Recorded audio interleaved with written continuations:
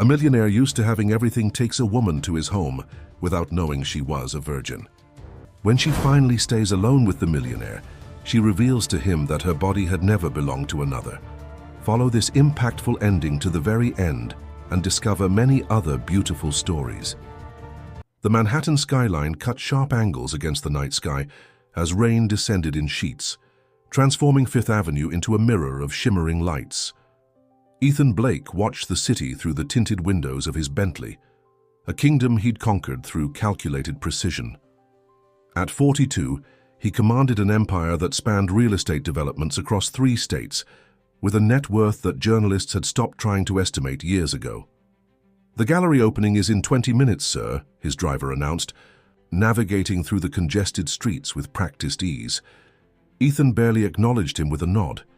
These events had become routine, artificial conversations with people who wanted something from him, champagne that cost more than most people's, monthly rent, artwork priced to satisfy ego rather than artistic merit. But appearances mattered in his world. Being seen mattered. The car stopped beneath the awning of the Thornfield Gallery in Chelsea, where the doorman immediately recognized him and ushered him inside with deferential efficiency. The space hummed with Manhattan's elite, politicians, celebrities, old money and new tech wealth mingling in carefully curated social choreography. "Ethan Blake in the flesh," came a familiar voice. Caroline Winters, art dealer to the wealthy and ambitious, approached with 2 champagne flutes. "I wasn't sure you'd actually show. Would I miss the chance to overpay for something I don't need?" he replied, accepting the drink. Caroline's laugh was practiced. "That's why I adore you, no pretense." But pretense was precisely what filled these rooms, the pretense of importance, of taste, of happiness. Ethan had perfected his role in this theater years ago. He moved through the crowd with ease, shaking hands, making promises he might keep, closing deals between discussions of brushstrokes and composition. This was power in motion, the ability to make or break careers with a single nod or dismissal. As he approached the main exhibition wall, something shifted in the atmosphere. Beyond the crowd stood a woman he'd never seen before, studying a large, abstract canvas with genuine concentration. In a room full of people who continuously glanced around to see who might be watching them, she appeared completely absorbed in the artwork. She was striking, not in the conventional, polished way of most women in his circle, but in her complete detachment from the performance happening around her. Her dark hair fell in natural waves past her shoulders, and her simple black dress seemed chosen for comfort rather than to impress. Ethan found himself approaching her, a gravitational pull. He couldn't explain. "Remarkable piece, isn't it?" he offered, defaulting to his usual opening. She didn't immediately turn, and for a moment he wondered if she'd heard him at all. When she finally faced him, her eyes, a deep amber, met his without the flash of recognition or calculated interest he was accustomed to receiving. "I think it's trying too hard," she replied, turning back to the painting. "Like it's shouting for attention rather than earning it." The bluntness caught him off guard. No one spoke to Ethan Blake that way, not if they knew who he was, and everyone knew who he was. "You don't care for shouting?" he asked, curiosity piqued. "I prefer conversations." She glanced at him again, her expression neutral. "Though those seem in short supply here." Ethan felt a smile forming, genuine rather than strategic. "I'm Ethan." Just Ethan. A hint of amusement crossed her features. "For now." "I'm Riley," she offered. "Riley Hammond." No flicker of interest at his name, no subtle shift in posture or expression that indicated she was calculating her advantage. Her indifference was refreshing and unsettling. "What brings you here tonight, Riley Hammond?" he asked. "I restore art for the Morgan Museum," she explained. "The gallery director invited me. Professional courtesy." She gestured toward the painting. "Though I can't say I'm impressed with most of the collection. What does impress you?" She considered this for a moment. "Authenticity, purpose, things that exist because they must, not because they're trying to prove something." Something about her words resonated uncomfortably. Ethan had built his life on proving things, his worth, his power, his unassailable position. Everything around him existed to reinforce that narrative. "And what must you exist for, Riley Hammond?" The question was more direct than his usual approach, but standard tactics seemed irrelevant with her. She smiled, a real smile that reached her eyes. "That's a third date question at minimum. I don't even know your last name yet." "Blake," he supplied, waiting for the reaction. "Well, Ethan Blake, it's been interesting, but I should circulate. Professional obligations." She nodded toward the crowd. "Enjoy the shouting." She moved away, leaving him standing there. Ethan Blake, left mid-conversation by someone who apparently had better places to be. The novelty of the experience was almost dizzying. Caroline materialized at his side. "I see you met our mysterious art restorer. You know her?" "Not well. She's brilliant with restoration work, they say, very private. Not the usual social climber we get at these events." Caroline studied him with newfound interest. "Why? Has the unattainable Ethan Blake found something?" "He can't have." He dismissed her with a look and moved toward the bar. Throughout the rest of the evening, he found himself tracking Riley's movements through the crowd. She spoke with artists and curators, occasionally laughed genuinely, but never once looked in his direction. The experience was foreign to him, being the observer rather than the observed. Later that night, in his penthouse overlooking Central Park, Ethan stood at the floor-to-ceiling windows. The city sprawled before him like a constellation of earthbound stars. His empire, his creation. Yet Riley Hammond's words echoed in his mind. Things that exist because they must, not because they're trying to prove something. He picked up his phone and called his assistant. "I need information on someone. Riley Hammond works in art restoration at the Morgan Museum." A pause. "How detailed, sir?" "Everything," Ethan replied, watching his reflection in the glass. "I want to know everything." 3 days later, a file appeared on his desk. Riley Hammond's life condensed into facts and figures. 34 years old, born in Portland, Oregon, master's degree in art conservation from NYU. Unmarried, no significant debt, no criminal record, no social media presence worth mentioning. She lived in a modest apartment in Brooklyn, took the subway to work, and had a standing reservation every Sunday at a small Italian restaurant in her neighborhood. The information felt simultaneously comprehensive and empty, data points that failed to capture what had made her so intriguing. For the first time in years, Ethan found himself planning his own approach rather than delegating the details.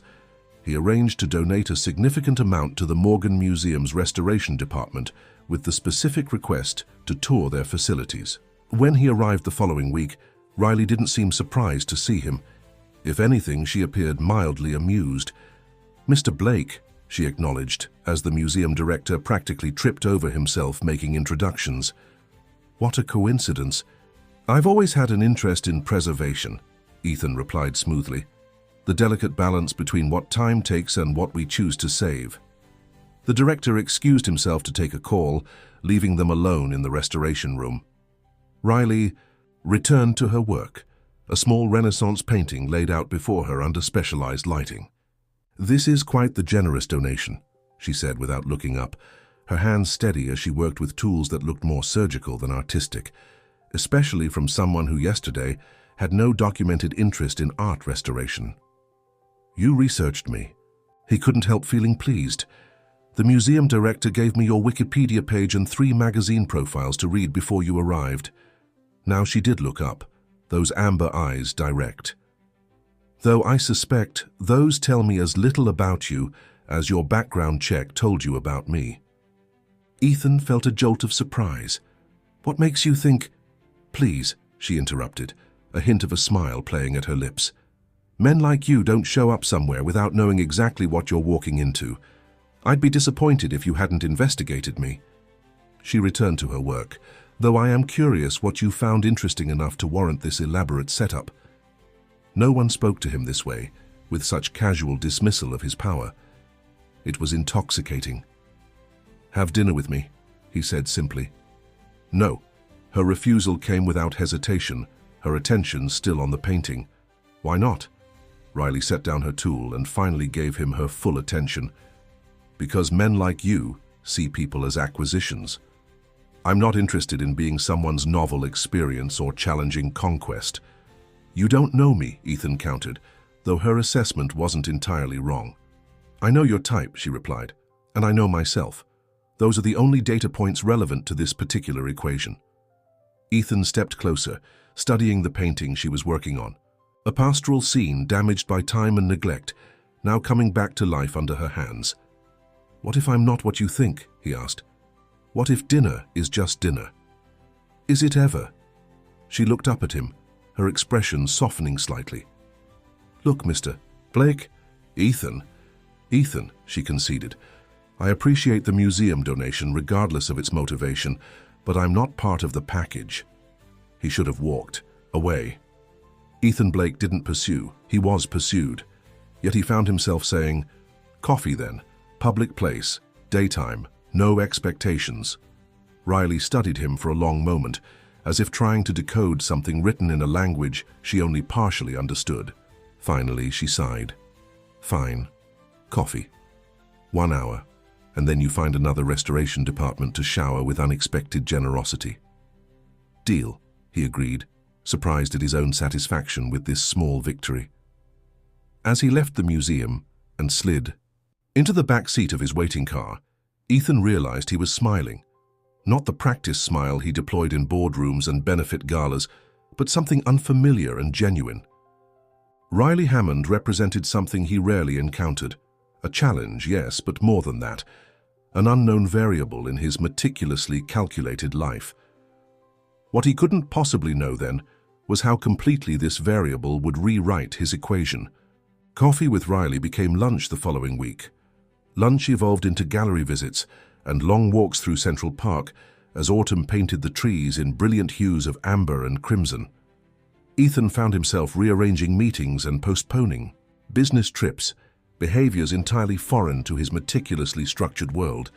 For a man who had built an empire on control, this newfound willingness to adapt was both exhilarating and unsettling. You're different with her, observed Marcus Reed, Ethan's closest approximation to a friend and the legal architect behind much of his empire. They were reviewing contracts in Ethan's office, 60 stories above Manhattan's ceaseless rhythm. Different how? Ethan asked, though he knew precisely what Marcus meant. Less. Marcus searched for the word, swirling the scotch in his glass. Calculated. It's disconcerting. Ethan's gaze drifted to the windows, to the city that had always felt like an extension of himself, a testament to ambition and strategic maneuvering. She sees through the calculation, makes it pointless. Ah, Marcus nodded knowingly. The challenge of the uncorruptible. I've seen this before. Remember Sophia Westlake, the environmental attorney who was going to save you from yourself? Ethan dismissed the comparison with a wave. This isn't that. Of course not, Marcus replied, unconvinced. Just be careful. Women who position themselves as different, as somehow above the influence of wealth and power, they're usually playing a longer game. The suggestion should have resonated with Ethan's inherent skepticism. Instead, it irritated him. You haven't met her, he said simply, returning to the contracts before them. But Marcus's words lingered, infiltrating his thoughts during his next meeting with Riley. They sat at a small cafe in the West Village, far from the polished establishments he typically frequented. Riley was describing her current restoration project, an obscure Dutch landscape discovered in a university storage room, with an enthusiasm that transformed her features. What about you? She asked suddenly, interrupting her own narrative. You've somehow managed 3 dates without revealing anything substantial about yourself. What do you want to know? He countered. Something real, not the profile version. She leaned forward, those amber eyes intent. Something you don't tell people at charity galas. Ethan considered deflecting, a reflex honed through decades of keeping people at a calculated distance. Instead, he heard himself say, I can't remember the last time I did something without weighing its strategic value. Riley's expression remained neutral, encouraging rather than judgmental. And this? Us having coffee? What's its strategic value? That's just it, he admitted. I don't know. It defies the algorithm. A smile spread across her face. genuine, unguarded. Good. That simple response unlocked something in him. Gradually, over cups of cooling coffee, and later during dinner at a hole-in-the-wall Vietnamese restaurant she favored, Ethan found himself sharing fragments of truth. How he'd rebuilt his father's failing construction company into a development empire through relentless focus and brutal pragmatism. How each property acquisition and business merger had been a step in erasing the memory of being the scholarship kid at prep school, the outsider among Manhattan's established elite. So all of this, Riley gestured broadly, seeming to encompass his entire existence, is about proving something. The observation was uncomfortably close to her comment about art at their first meeting. Isn't everyone trying to prove something? Not. Everyone has your resources to make their point, she replied, but her tone carried no judgment. What happens when you've finally proven it? When you've accumulated enough, achieved enough? The question caught him off guard. In 20 years of empire building, Ethan had never considered a finish line. Only the next acquisition, the next expansion, the next triumph. I don't know, he admitted, the truth of it suddenly overwhelming. Riley reached across the table and briefly touched his hand, the first time she had initiated physical contact. Maybe that's the more interesting question than what comes next in your business portfolio. The warmth of her touch lingered long after she withdrew her hand. By the time he walked her to her subway stop, another first, as Ethan Blake typically had drivers waiting to whisk him and his companions wherever they needed to go, something fundamental had shifted. You could let me take you home, he offered for the third time. It's late. I've been taking the subway home for years, she reminded him. Brooklyn hasn't consumed me yet. It's not about capability, it's about choice. Riley studied him in the flickering light of the station entrance. Some choices matter precisely because they're unnecessary. Good night, Ethan. She disappeared down the stairs before he could respond, leaving him standing on a street corner like an ordinary man, rather than Ethan Blake, master of Manhattan real estate. The experience was oddly liberating. Over the following weeks, Riley gradually allowed him further into her world, a realm strikingly different from his own. Her apartment in Brooklyn was small, but filled with light, books stacked on every surface, and half-finished restoration projects claiming the dining table. She cooked for him, simple meals that somehow tasted better than anything prepared by the Michelin-starred chefs he typically patronized. You could have a bigger place, he observed one evening, watching her navigate the narrow space between kitchen counter and refrigerator. The restoration work you do, it's valuable. Museums worldwide would compete for your skills. I have exactly what I need, she replied without looking up from the pasta she was preparing. More space would just mean more stuff, more responsibility, more distraction. From what? From living. She glanced up at him. Not everything needs to be maximized, Ethan. He helped her set the table, a domestic task he couldn't remember ever performing before. You make it sound simple. It is simple, she insisted, just not easy, especially when you've built your life on the opposite principle. There was truth in her assessment, but also a fundamental misunderstanding of what drove him. It wasn't simply accumulation for its own sake, it was security, control, the elimination of vulnerability. Riley's contentment with her modest existence seemed to challenge the very foundation of his worldview, yet he found himself increasingly drawn to her perspective, to the freedom with which she moved through life.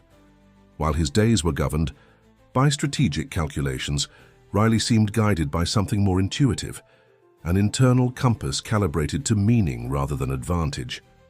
The physical aspect of their relationship developed with the same unhurried deliberateness that characterized everything about Riley.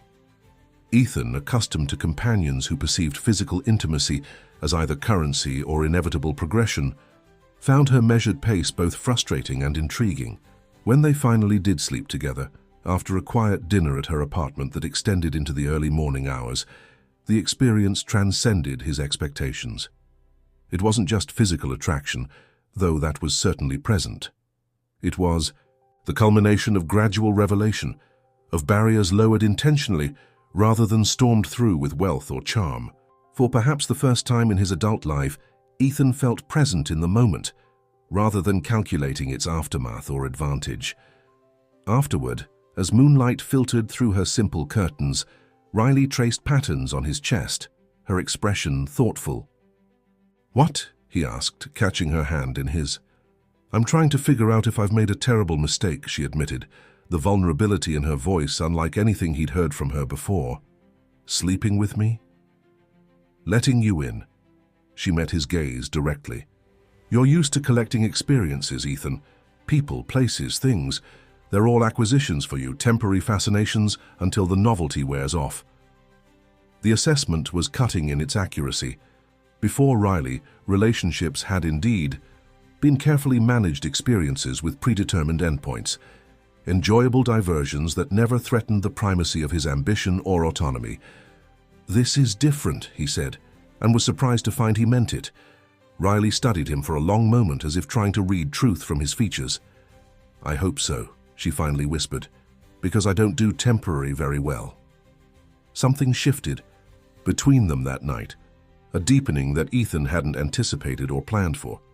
As autumn gave way to winter, he found himself increasingly recalibrating his life around Riley's presence. Her perspective began to influence his business decisions, sometimes in ways that mystified his executives. "You killed the Waterfront Plaza deal?" Marcus asked incredulously during their weekly meeting. "We've been working on that acquisition for months. The profit projections would have come at the expense of an entire neighborhood of family-owned businesses," Ethan finished. "We'll find another location." Marcus leaned back, studying him with narrowed eyes. "This is her influence, isn't it? Your art restorer with the moral compass?" "The decision makes sense," Ethan insisted. "Long-term community goodwill is more valuable than short-term profit margins." "Since when?" Marcus challenged, but Ethan merely changed the subject, unwilling to acknowledge the extent to which Riley had reoriented his perspective. As Christmas approached, Ethan planned to take Riley to his winter home in Aspen, a property he rarely visited but maintained as part of his portfolio of luxury real estate. To his surprise, she declined. "I always spend Christmas with my mother in Portland," she explained. "It's our tradition." "She could join us," Ethan suggested, unaccustomed to having his invitations refused. Riley smiled, touching his face gently. "That's not how traditions work. They matter precisely because they remain constant while everything else changes." Her commitment to these personal rituals both frustrated and fascinated him. In Ethan's world, everything was negotiable, adaptable to strategic advantage. Riley's life, by contrast, seemed anchored by principles that remained non-negotiable regardless of circumstance. "Come with me, then," he found himself suggesting. "To Portland. I'd like to meet your mother." The invitation surprised them both. Meeting family represented a level of commitment Ethan had carefully avoided in previous relationships. Yet the prospect of deeper integration into Riley's life felt right in a way he couldn't articulate. Riley's expression softened. "Are you sure? Christmas with my mother involves ugly sweaters, excessive baking, and absolutely zero business calls." "I can handle it," he promised, though the image of Ethan Blake in an ugly Christmas sweater seemed absurd to them both. The decision was made, arrangements set in motion. Yet as the holiday approached, Ethan sensed a subtle shift in Riley's demeanor, a tenseness that hadn't been present before. When he inquired, she dismissed his concerns with mentions of end-of-year work pressure and holiday stress. But something in her evasiveness triggered his long-dormant skepticism. The night before their scheduled departure for Portland, Ethan received a call from one of the private investigators he kept on retainer, a precautionary measure he'd almost forgotten initiating months ago when Riley first captured his attention. "Sir, there's been an unexpected development in the Hammond background check," the investigator informed him. "Something that didn't appear in our initial reports." "What kind of development?" Ethan asked, a familiar coldness settling in his chest. "It seems that Riley Hammond, at least the woman you know by that name, has only existed for the past 15 years. Ethan's grip tightened on the phone. "Explain." "Before age 19, there's no record of Riley Hammond. No school records, no medical history, nothing. It's as if she simply appeared one day, fully formed." The revelation shouldn't have affected him so profoundly. In his world, people reinvented themselves constantly. New names, fabricated backgrounds, strategic identity shifts to distance themselves from inconvenient pasts. Yet the thought that Riley, his Riley, with her unflinching authenticity and moral clarity, might be built on such a fundamental deception felt like a physical blow. "Continue monitoring," he instructed, ending the call. That night, as they packed for Portland in her small apartment, Ethan watched Riley with new awareness, searching for signs of the fabrication the investigator had described. She moved with the same grace, spoke with the same thoughtful cadence that had drawn him to her, yet now he found himself cataloging inconsistencies, how she rarely spoke of her childhood, how the few photos she possessed only dated back to her college years, how she sometimes hesitated before answering questions about her past. "Is everything okay?" she asked, catching him watching her. "You seem distant." He could have confronted her then, demanded explanations, leveraged his knowledge to extract the truth. The old Ethan would have done exactly that, treating information as power to be wielded. Instead, he merely said, "Just thinking about tomorrow." Riley approached him, wrapping her arms around his waist and resting her head against his chest. "It'll be fine. My mother will love you." As she held him, Ethan wondered which was the greater deception, her hidden past or his pretense of ignorance, and for the first time in years he found himself afraid of what truth might cost him. Snow fell in lazy spirals outside the window of Margaret Hammond's modest Portland home, transforming the small backyard into a pristine canvas. Ethan stood watching the scene, coffee mug in hand, struck by the quiet simplicity of it all. 3 days into their visit, and he found himself settling into rhythms entirely foreign to his Manhattan existence. Late breakfasts, afternoon walks through snow-covered neighborhoods, evenings spent playing board games before a crackling fire. Margaret, a retired literature professor with Riley's same amber eyes and direct manner, had welcomed him without the thinly veiled judgment or calculated interest he typically encountered from the families of women he dated. There was something refreshingly straightforward about her acceptance, as if Ethan Blake, the billionaire developer, was irrelevant compared to Ethan, the man who made her daughter smile. "More coffee?" Margaret appeared at his side, her own mug steaming in the morning light. "Thank you," he replied, allowing her to refill his cup. "Riley's still asleep," she observed. "She always did value her rest, even as a child." The casual reference to Riley's childhood triggered Ethan's awareness of the inconsistencies in her background. He studied Margaret's profile, searching for signs of complicity in whatever deception his investigator had uncovered. "What was she like?" he asked carefully. "As a child," Margaret smiled, her gaze distant with memory. "Serious, deliberate. She approached everything as if it required her complete attention, whether it was learning to tie her shoes or analyzing the symbolism in Charlotte's Web." She chuckled. "Some things never change." The details felt authentic, yet something in Margaret's delivery struck Ethan as rehearsed, as if she were recounting a story told rather than memories lived. Before he could probe further, Riley appeared in the doorway, hair tousled from sleep, wearing flannel pajamas that would have been comically out of place in his penthouse. "You two look suspiciously conspiratorial," she observed, crossing to kiss her mother's cheek before turning to Ethan. "Should I be worried?" "Just sharing embarrassing childhood stories," Margaret replied with practiced ease. The usual parental betrayal. Riley's smile didn't quite reach her eyes. "Let me guess. The frog funeral incident." "I was saving that gem for dinner," Margaret winked at Ethan. "Some stories require proper presentation." The exchange seemed natural, yet Ethan couldn't shake the sensation that he was watching a performance, subtle and skillful but choreographed nonetheless. Throughout the day, as they decorated Margaret's Christmas tree and prepared dinner together, he found himself cataloging these moments of apparent authenticity while noting the careful boundaries around certain topics. No childhood photos adorned Margaret's walls or shelves, though university graduation and adult milestones were well documented. References to Riley's father remained vague. He had passed away when Riley was young, with no elaboration on when or how. The few anecdotes about Riley's youth lacked the specificity of genuine recollection, focusing instead on character traits, rather than concrete events. That evening, as Margaret excused herself to bed, claiming fatigue from the day's festivities, Ethan found himself alone with Riley before the fireplace. She curled against him on the sofa, the Christmas tree lights casting multicolored shadows across her features. "Thank you for coming," she said softly. "It means a lot to my mother, to me." The sincerity in her voice made the knowledge he harbored feel like a betrayal.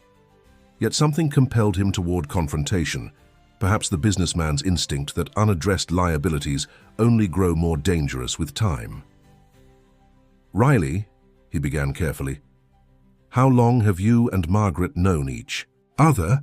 She tensed almost imperceptibly against him. "What kind of question is that? She's my mother." "Is she?" The words escaped before he could moderate them. Riley pulled away, her expression shifting from confusion to a carefully controlled neutrality that reminded him of their first meeting. "What exactly are you asking, Ethan?" He could have retreated, maintained the pretense for the remainder of their visit.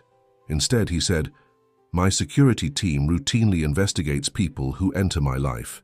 Standard procedure. I never bothered to check their findings on you because," he hesitated, "because what we had felt separate from those concerns." "But you did check eventually," she concluded, her voice flat. "They contacted me," he clarified, though the distinction felt meaningless now. "Riley Hammond doesn't exist before 15 years ago. No birth certificate, no school records, nothing." The silence that followed seemed to expand, filling the room with its weight. Riley stared into the fire, her profile illuminated by its glow, shoulders rigid with tension. "Were you ever going to tell me?" he pressed when the silence became unbearable. "Would it have mattered?" she finally asked, meeting his gaze with unexpected directness. "Would knowing have changed what's between us?" "That depends on what I'd be knowing," Ethan countered. "Who are you, Riley? If that's even your name?" She flinched as if he'd struck her. "It's my name now, the only one that matters." "And before?" Riley stood, moving to the window where snow continued to fall in the darkness. For a long moment, she simply watched the silent descent of white, arms wrapped around herself as if for protection. "You investigate everyone?" she finally asked, her back still to him. "Everyone you date, everyone you work with, everyone gets the full Ethan Blake background check?" "It's prudent," he defended, though the practice suddenly seemed invasive in a way it never had before. "In my position—" "In your position," she interrupted, turning to face him, "you've convinced yourself that control equals safety, that if you know everything about everyone, you can prevent surprises, prevent vulnerability." The bitterness in her voice was new. "Has it worked, Ethan? Has all that knowledge protected you from feeling what you're feeling right now?" The question struck uncomfortably close to truth. Despite his investigator's report, despite the evidence of deception before him, Ethan found himself wanting to cross the room, to hold her, to assure her that whatever she was hiding couldn't possibly matter. The impulse terrified him. "You're deflecting," he observed instead, retreating to the familiar territory of strategic confrontation. "Simple question, Riley. Who were you before?" She studied him for a long moment, as if making a final assessment. "Someone who needed to disappear," she finally said. "Someone who couldn't survive in her own skin anymore." "Why?" he pressed. "Because staying would have destroyed me." The raw honesty in her voice silenced him. "Some pasts don't allow for futures, Ethan. Sometimes the only way forward is to sever the connection completely. Margaret's not your mother," he concluded. "She was my mother's best friend. When I needed to start over, she helped create Riley Hammond, gave me a family history, references, enough of a past to build a future on." Riley's eyes held his, challenging and vulnerable simultaneously. "She became the mother I needed when I could no longer reach my own." "And your real mother? Gone." The finality in her voice discouraged further inquiry on that point. "Along with everyone else from that life." Ethan tried to process the implications. "So, the restoration work, the education, all real?" she insisted. Riley Hammond may have been created, but everything she's accomplished, everything she's become, that's authentic. That's earned, she hesitated. That's me, Ethan, the woman you claim to care about. The qualification stung. I do care about you. Do you? She challenged. Or do you care about the idea of me, the fascinating art restorer who wasn't impressed by your wealth or power? The challenge to be conquered? That's not fair, isn't it? Riley ran a hand through her hair, a gesture of frustration he'd rarely witnessed from her. You've been investigating me since before our first date. You created a file on me, had people tracking my history, all while pretending to build something real between us. You were hiding your entire past, he countered, constructing a false identity. To protect myself, she emphasized, not to manipulate or gain advantage, not to satisfy some need for control. The accusation hung between them, uncomfortably accurate. Ethan's investigations had indeed been about control, about maintaining the upper hand in every relationship, business or personal. Riley's deception, by contrast, seemed born of necessity rather than strategy. What were you protecting yourself from? He asked, his voice softer now. Riley turned back to the window, her reflection ghost-like against the darkness beyond. That's not something I can share, not even with you. Why not? Because some secrets aren't mine alone, she replied. Because speaking them aloud could endanger people who have nothing to do with who I am now. The implications of her words slowly crystallized in Ethan's mind. Whatever Riley had fled wasn't merely embarrassing or inconvenient, it was dangerous, potentially lethal. The realization shifted his perception, transforming her deception from betrayal to survival mechanism. I would never use information against you, he said, rising from the sofa to stand behind her. Not touching, but close, enough to feel the tension radiating from her body. You already have, she whispered, by seeking it out at all. They remained that way, Riley staring into the snowy darkness, Ethan watching her reflection, until the grandfather clock in the hallway chimed midnight. Christmas Eve had become Christmas Day in the midst of their fractured truths. I should go, Ethan finally said, the words feeling inadequate against the chasm that had opened between them. Riley nodded, still not turning to face him. That would probably be best. I meant from this room, he clarified, not from Portland, not from us. Now she did turn, her expression a complex mixture of wariness and hope. Is there still an us, Ethan, now that you know I'm built on a foundation of lies? The question cut to the heart of his dilemma. Ethan Blake, who had constructed his empire on verifiable facts and transparent transactions, now found himself confronted with a choice between certainty and connection, between the comforting solidity of provable truth and the nebulous territory of trust. I don't know, he admitted, the uncertainty unfamiliar and uncomfortable. I need time to process this. Of course, her voice was carefully neutral. The guest room is made up. We can discuss arrangements in the morning. As he turned to leave, she added, for what it's worth, everything between us has been real. Whatever came before Riley Hammond, that person isn't me anymore. Hasn't been for a very long time.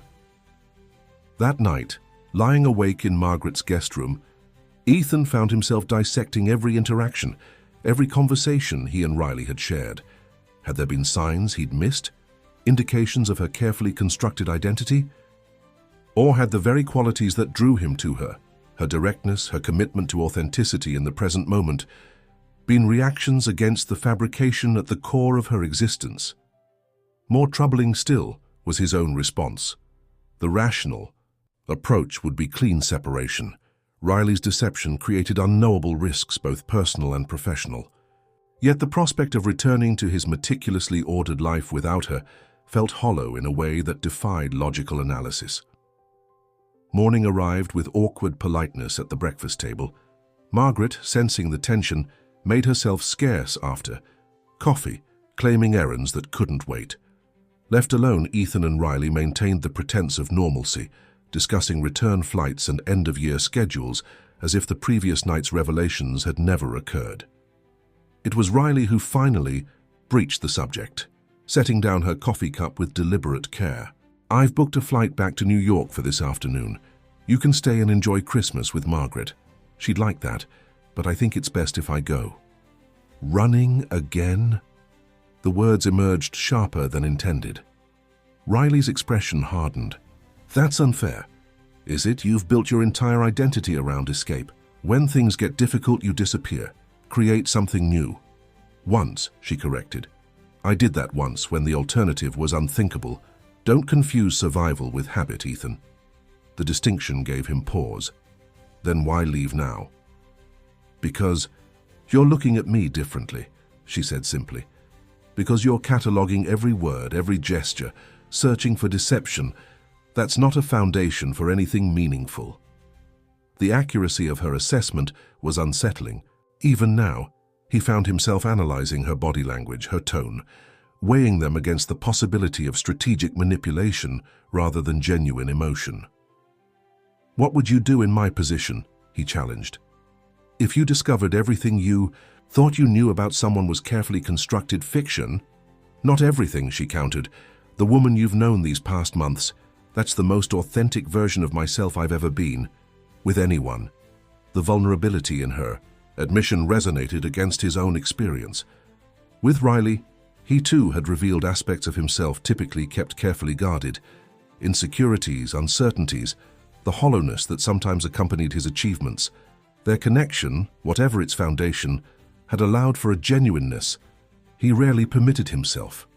"I need to know what you're running from," he said finally. "Not the details, if that puts others at risk, but the nature of the threat." Riley was silent for a long moment, weighing invisible variables. Finally, she said, "I witnessed something. Something involving people with resources and motivation. To ensure I couldn't testify. The authorities offered protection, but," she shook her head, "the people involved had connections everywhere. The only true safety was disappearance, complete reinvention." "Witness protection?" Ethan clarified. "Unofficial," she explained. "Margaret had connections in law enforcement. She arranged everything, new identity, background, credentials. I finished my education under my new. Tanahim built a career, a life. And these people, they're still looking for you." "I don't know," she admitted. "It's been 15 years. The case went cold without my testimony. Some of the people involved might have moved on. Others," she shrugged, the gesture containing volumes of uncertainty. "I've been careful. No social media, minimal digital footprint, until you." The implication hung between them, that their relationship, his public profile, might have compromised her carefully maintained anonymity. "My investigation wouldn't have triggered any flags," he assured her. "My security team is discreet, and the inquiries were routine background verification, not deep-level identity tracking." "It's not just that," Riley said, meeting his gaze directly. "Being with you means visibility, photos at events, mentions in society columns, exposure I've spent 15 years avoiding." Understanding dawned with uncomfortable clarity. Riley's reluctance about attending public functions with him, her insistence on maintaining her modest Brooklyn existence separate from his world. These weren't merely philosophical stances on wealth and status. They were survival mechanisms. "We could manage that," he found himself saying. "Limited public appearances, controlled media exposure." Riley's expression softened. "Ethan Blake suggesting a life in the shadows. That doesn't sound like the man, who has his own Wikipedia page." "Maybe that man is reconsidering his priorities," he replied, surprising himself with the sincerity behind the words. Before she could respond, the front door opened with a gust of cold air. Margaret entered, shaking snow from her coat, expression tense as she locked the door behind her. "Riley," she said without preamble, "someone was asking about you at the coffee shop. Specific questions. Recent photograph." The color drained from Riley's face. "What kind of questions?" "How long you'd been visiting? Whether you came alone?" Margaret glanced at Ethan. "Whether you were staying with a man?" Riley moved with sudden purpose, retrieving her phone from the counter. "We need to go, now." "It could be nothing," Margaret suggested, though her tone betrayed her doubt. "Holiday gossip." Portland isn't New York, Riley countered, fingers flying across her phone screen. People don't casually ask about visitors with photographs unless... She broke off, lips pressing into a tight line. Ethan watched the transformation with a strange mix of concern and fascination. The woman before him now moved with a sharp efficiency, entirely different from Riley's usual deliberate grace. This was someone who understood threat assessment, escape protocols, someone trained to recognize danger and respond without hesitation. "Let me help," he said, reaching for his own phone. I can have a private jet ready in an hour. Security team, secure transportation." Riley hesitated, clearly torn between practical necessity and the implications of accepting his assistance. Finally, practicality won. "Okay, but we don't go to New York, not yet." As they moved through the house gathering essentials, a new dynamic emerged between them. Partnership forged in crisis, decisions made jointly without time for doubt or power dynamics. Within 30 minutes, bags were packed, arrangements made. Margaret embraced with promises of contact once safety was established. In the car Ethan had summoned, heading toward the private airfield where his jet waited, Riley finally spoke the question that hung between them. "This changes everything, doesn't it? Whatever was developing between us." Ethan considered the woman beside him, still Riley in all the ways that had drawn him to her, yet now revealed as someone more complex, more resilient, more fundamentally mysterious than he had imagined. The control he had always maintained in relationships was incompatible with the uncertainty she represented. The strategic predictability he valued could not accommodate her necessary secrets. Yet, as Portland disappeared behind them and the future stretched forward with unprecedented uncertainty, Ethan realized he had made his decision the moment he'd offered his resources without hesitation. Whatever Riley's past contained, whatever risks her presence in his life might introduce, the alternative, returning to his meticulously ordered existence without her, was suddenly unthinkable. "It changes the parameters," he acknowledged. "Not the essence." Riley's hand found his across the seat, her fingers interlacing with his. The simple gesture contained volumes, vulnerability, trust, a shared step into uncharted territory. For the first time in his carefully constructed life, Ethan Blake embraced the unknown, not as a challenge to be conquered, but as a necessary journey worth taking. The Lake Tahoe estate had been an impulse purchase 5 years earlier, a sprawling mountain retreat that Ethan had visited exactly twice. Its remoteness and comprehensive security features now transformed what had been a real estate investment into a sanctuary. Nestled among towering pines with views across crystal waters, the property existed outside Ethan's public profile, owned through a chain of holding companies that would require significant effort to trace. As they settled into the cavernous great room, fireplace roaring against the winter chill, Ethan watched Riley move through the space with careful observation. Her tactical awareness, checking sight lines, mentally cataloging exits, confirmed that whatever she had witnessed 15 years ago had permanently altered her relationship with security.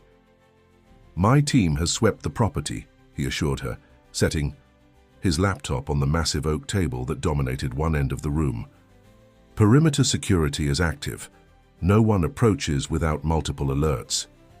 Riley nodded, but her posture remained vigilant. "How long can you stay away from New York? Won't your absence raise questions?" "I've announced an extended holiday," Ethan replied, pulling up his email. "Strategic planning retreat, it's expected behavior for January." She managed a smile, though tension still radiated from her. The perks of being the boss. "One of few meaningful ones," he remarked, surprising himself with the sincerity behind the observation. Success had brought him power, luxury, influence.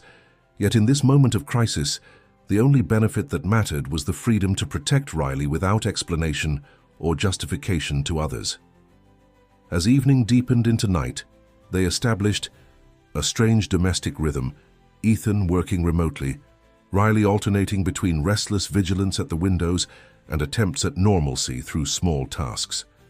She cooked dinner from the well-stocked pantry, set the table with careful precision, opened wine that neither of them much enjoyed, The routine felt like a performance of ordinary life, a placeholder while they figured out what came next. After dinner, as they sat before the fire, Riley finally broached the subject they'd been circling. "I should tell you the full story," she said quietly. "You've risked too much already not to know what you're involved in." "Only if you're certain," he replied, suddenly unsure whether he truly wanted the knowledge she offered.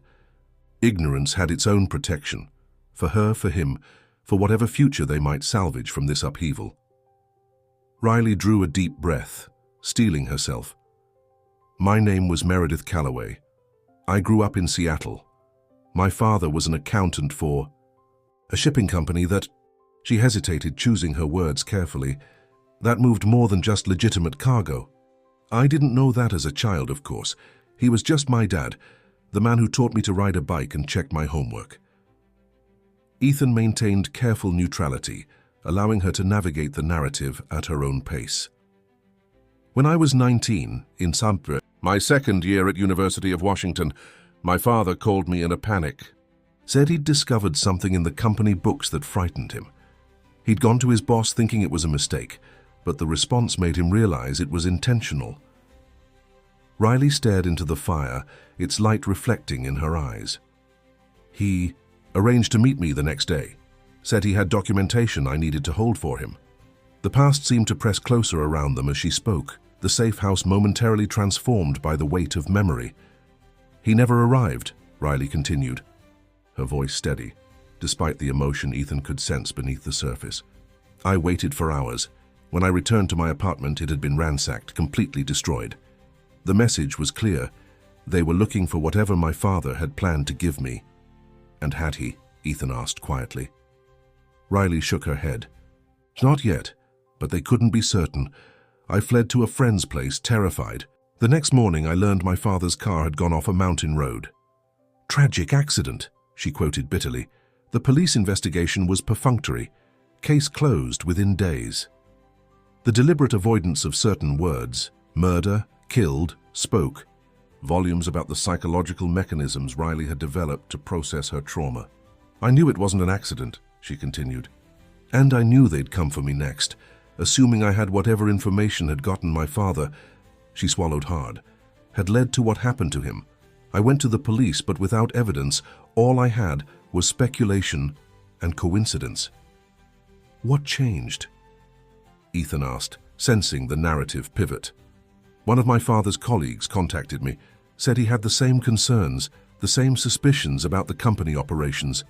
He had evidence, financial records showing money laundering on a massive scale, connections to organizations across Asia and Eastern Europe. Together, we took everything to the FBI." Riley's expression hardened. "That's when I learned how deep the corruption went." "Someone was compromised," Ethan concluded.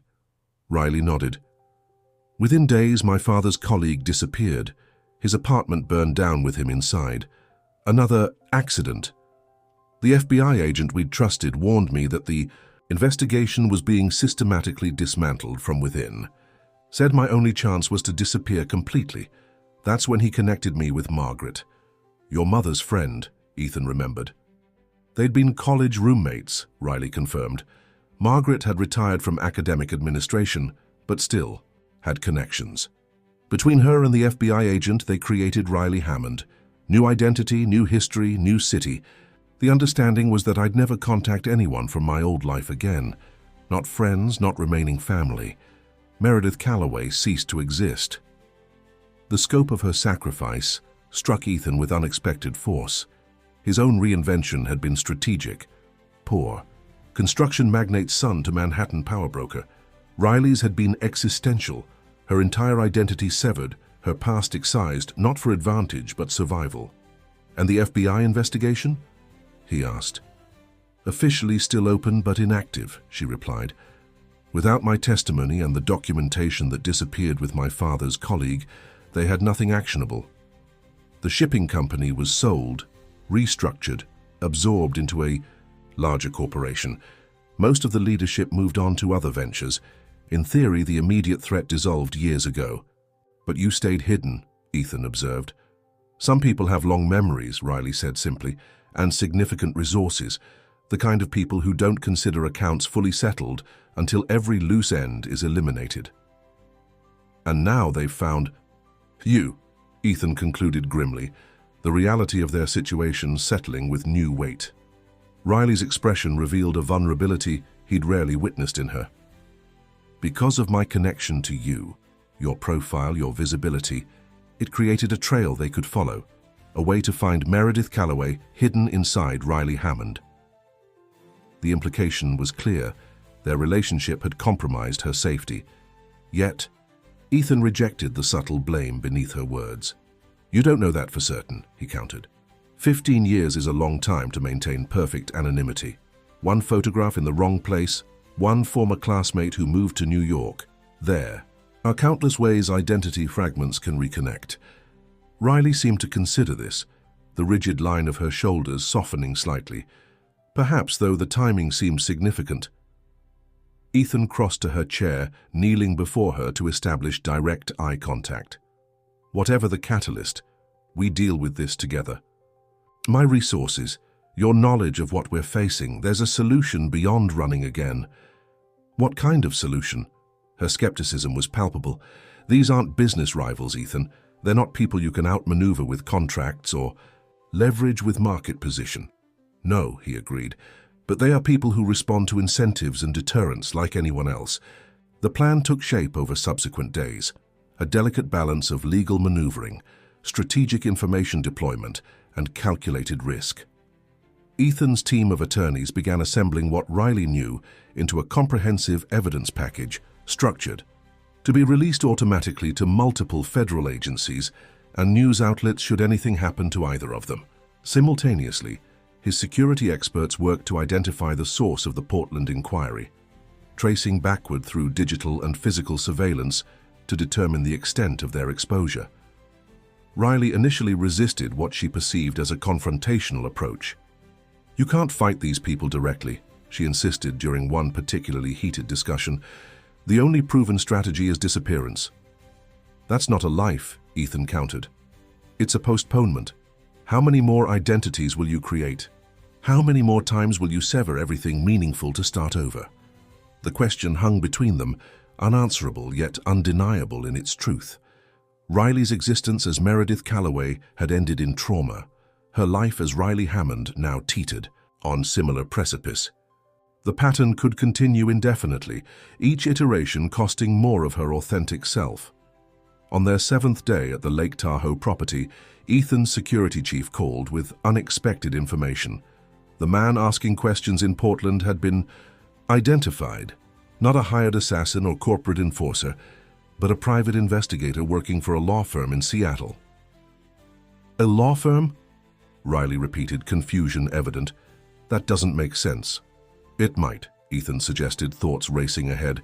If someone from the original organization is facing legal trouble, if they're trying to eliminate potential witnesses before a case progresses. The theory gained traction when further investigation revealed that Maxwell Zhao, former executive at the shipping company Riley's father had worked for, was under federal investigation for financial crimes. The case had not made headlines, but court filings indicated prosecutors were building a RICO case with multiple cooperating witnesses. He was my father's direct supervisor, Riley confirmed after seeing Zhao's photograph, the one he went to with his concerns initially. He's looking for insurance, Ethan concluded, trying to identify and neutralize anyone who might testify against him if the federal case progresses. The revelation crystallized their options with new clarity. The threat wasn't omnipresent and eternal. It was specific, identifiable, and potentially addressable through legal channels rather than perpetual flight. Ethan presented Riley with a radical proposal. Approach the federal prosecutors handling Zhao's case and offer her testimony in exchange for formal witness protection. The risk was significant. Revealing her location and identity could expose her before protections were in place. But the alternative, continuing to run from shadows that might always find her, offered no true resolution. I can't ask you to take this risk, Riley said after considering the proposal, her expression troubled. This is my past, my burden. You're not asking, Ethan replied simply. I'm offering. The plan proceeded with meticulous attention to detail. Ethan's legal team established secure communication with federal prosecutors, verifying the legitimacy of the Zhao investigation before revealing Riley's potential as a witness. The prosecutors, initially skeptical of this unexpected development in a 15-year-old case, became increasingly interested as Riley provided details that corroborated evidence they had already gathered from other sources. Throughout the process, Ethan watched Riley transform, hesitancy giving way to resolute purpose, as she reclaimed aspects of her original identity that had been buried beneath years of necessary deception. She spoke of her father with greater openness, sharing memories and anecdotes that seemed to liberate something long suppressed within her. "I stopped thinking about him," she admitted one evening, as they awaited final confirmation of the prosecutor's formal protection agreement. "Not completely, but I trained myself not to dwell on those memories. They were dangerous, connected to a person I couldn't be anymore." "And now?" Ethan asked, struck by the subtle shifts in her demeanor as she reconciled her divided selves. "Now it feels like integration rather than amputation," she said thoughtfully. "Meredith isn't someone I killed to become Riley. She's part of the foundation. I can acknowledge that without returning to who I was then." The federal protection agreement arrived 3 weeks after their flight from Portland, comprehensive, legally binding, and offering the security Riley had been denied 15 years earlier. In exchange for her testimony against Zhao and others involved in the financial crimes network, she would receive round-the-clock protection during the trial period and relocation assistance afterward, if necessary. With the agreement in place, they returned to New York, not to Ethan's penthouse or Riley's Brooklyn apartment, but to a secure property his company maintained for visiting executives. Federal marshals established discreet monitoring, and preparations began for Riley's formal deposition. Throughout the process, Ethan found himself evaluating priorities he'd once considered immutable. His business empire continued functioning without his constant presence. Board meetings proceeded, decisions were made, profits accumulated, all without requiring the obsessive attention he'd previously devoted to each detail. What had once seemed essential now appeared largely self-sustaining, leaving space for considerations beyond strategic advantage and market position. The night before Riley's scheduled deposition, they sat on the balcony of the secure apartment, the Manhattan skyline glittering before them like an artificial constellation. The city that had once represented Ethan's complete focus now seemed merely context for something far more significant. "Are you sure about tomorrow?" he asked, studying her profile in the ambient light. "Once you testify, there's no going back. Your identity becomes part of the public record." Riley considered this, her expression thoughtful rather than fearful. "I've been hiding for 15 years, making myself smaller, less visible, less connected. I'm ready to exist fully again, whatever that means." And afterward, Ethan's question contained volumes of unspoken implications. "The protection program will offer relocation, new identity options." She turned to him then, her gaze direct in a way that reminded him of their first meeting at the gallery. "I'm done with reinvention. Whatever comes next, I want it to build on who I am. Now, all of me, past and present." "Even if that includes a relationship with someone whose life is inherently public?" Ethan asked, the question revealing vulnerabilities he rarely acknowledged. "Someone whose world operates on principles you've consistently challenged?" Riley reached for his hand, her touch grounding him in the moment. "I fell in love with Ethan Blake despite those principles, not in ignorance of them. The question is whether you can love someone whose life will never fully conform to the order you've built around yourself." The declaration, both in its acknowledgement of love and its challenge to his fundamental nature, struck Ethan with unexpected force. Throughout his adult life, he had pursued control as the ultimate objective, control of markets, of narrative, of personal impression. Riley represented the antithesis of that pursuit: unpredictability, necessary truth regardless of strategic advantage, authenticity that defied calculation. Yet in the months since meeting her, he had found himself increasingly questioning the value of the control he'd so relentlessly pursued. What had it provided beyond material success and superficial deference? What essential human experiences had it prevented? "I don't know," he admitted, the uncertainty both terrifying and strangely liberating. "I only know I want the opportunity to find out." Riley smiled, the expression containing both vulnerability and strength. "That's enough, for now that's enough." The deposition proceeded as planned the following day, Riley providing detailed testimony about her father's discoveries, the subsequent events, and the structural operations of the money laundering scheme. Federal prosecutors expressed confidence that her evidence, combined with their existing case, would result in significant charges against Zhao and several associates. As winter yielded to spring, a new rhythm established itself. Riley maintained her restoration work at the Morgan Museum while participating in ongoing case preparation. Ethan restructured his business operations, delegating day-to-day management to allow greater personal flexibility. Their relationship developed in the fertile ground between these adjusted priorities, neither completely conforming to the other's world, but creating something unique at the intersection.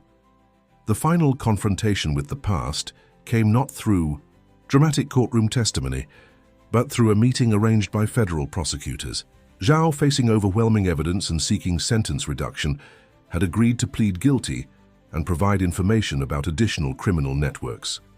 As part of the agreement, he would acknowledge the circumstances surrounding the death of Riley's father, not legally admitting responsibility, but confirming the connection between the disclosure of financial irregularities and the subsequent accident. Riley chose to attend the hearing where the plea was entered, not to speak, but to witness this formal acknowledgement of truth she had carried alone for 15 years. Ethan accompanied her, their hands linked, as Zhao entered the courtroom, in prisoner's overalls, diminished from the powerful executive he had once been. As the legal proceedings unfolded in their formal language and ritual, Ethan observed Riley's expression, not triumph or vindication, but a quieter emotion that suggested completion rather than victory. When the judge accepted the plea and the courtroom began to empty, she turned to him with tear-filled eyes. "It's done," she whispered, the simple statement containing worlds of unspoken meaning. "What happens now?" he asked as they walked from the courthouse into the bright spring afternoon, federal marshals maintaining discreet distance behind them. Riley considered this, her face tilted toward the sun. "I'm not sure. I've been focused on surviving for so long, I never really allowed myself to think about thriving." "Any ideas where you might start?" Ethan asked, watching her with a mixture of admiration and uncertainty. The woman beside him had faced threats that would have broken many, had rebuilt her life from fragments, had found the courage to reclaim her truth when the easier path would have been continued flight. Her resilience both awed and challenged him. "I've been thinking about teaching," she said after a moment. "Sharing restoration techniques with new conservators, building something that outlasts me." "The Morgan would create a position for you in a heartbeat," Ethan observed. "Or any museum in the city." Riley nodded, but her expression suggested she was considering something beyond immediate career advancement. "I've spent 15 years carefully limiting my connections, my impact, my visibility. I'm ready to extend outward rather than constantly turning inward." As they walked through the city streets that had once represented Ethan's unquestioned domain and Riley's cautious hiding place, something crystallized between them. Their paths had converged against astronomical odds, the collector encountering the one person who couldn't be collected, the hidden woman meeting the one man who lived entirely in the spotlight. The contradiction should have made their connection impossible. Instead, it had transformed them both. 3 months later, as summer heat shimmered across Manhattan, Ethan stood at the roof garden of his penthouse, watching Riley move among the guests, at what was ostensibly a charitable fundraiser for art conservation education. She navigated the social complexities with newfound ease, no longer hiding, no longer constrained by fear of recognition. The woman who had once been Meredith Calloway remained part of her foundation, but Riley Hammond had become her authentic expression, neither a fabrication nor a compromise, but an evolution. His phone buzzed with a message from Marcus. "Westsider development papers ready for signature. Time sensitive. Need response tonight.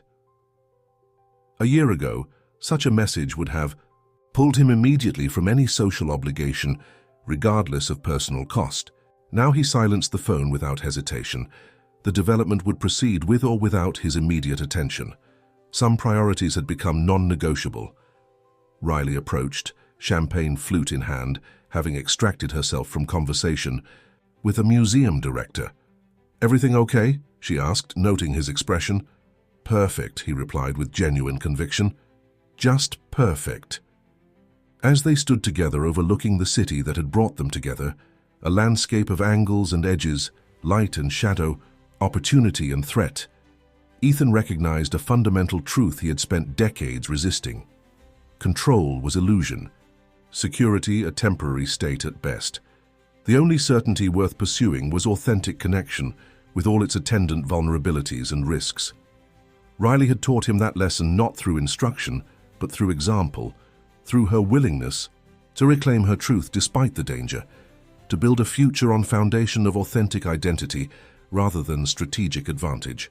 In doing so, she had offered him the most valuable gift possible: permission to exist beyond the structures of power and control he had mistaken for strength.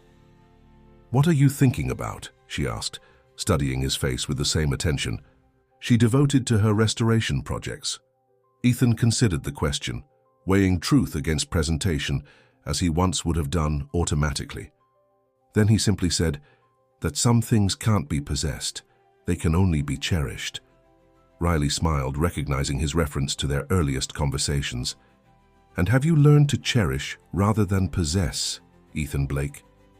"I'm learning," he replied, drawing her closer as the sun began its descent behind the Manhattan skyline. "Every day I'm learning." Finn, as the lights of Manhattan create their own constellations against the night sky, we leave Ethan and Riley at this moment of profound understanding. Their journey from possession to cherishing, from control to trust, reminds us that true connection can only exist when we embrace our authentic selves, past, present, and the uncertain future. Dear listeners, we hope Ethan and Riley's story has resonated with you.